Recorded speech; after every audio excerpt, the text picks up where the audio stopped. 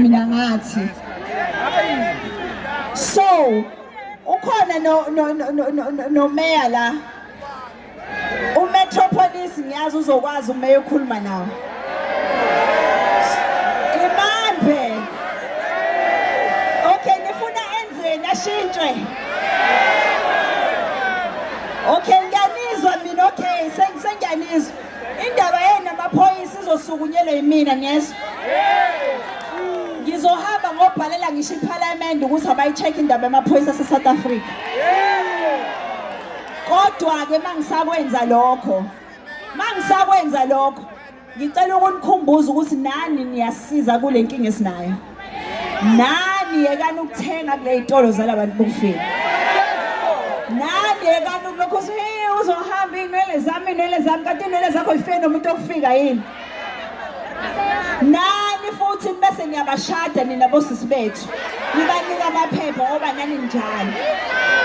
bese niyabaqashisa futhi endlini zenu niyenzelani leyo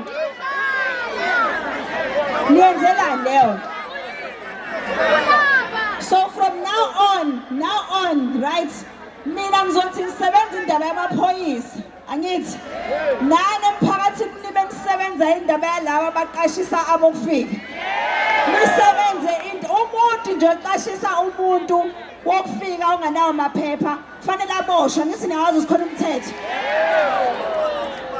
umuntu ohlalisa umuntu okufika wamqashisa wamnika ngisho umsebenzi onganawo amaphepha uyaboshwa nyangizwa okwamanje ke sengivala na uJanuary ikole ziyavulwa ngicela ningalenza iphutha longahambi niyofunela izingane izikole ngoba abantu bokufika bathi mina ni-apply ezikoleni bona ba-apply kuqala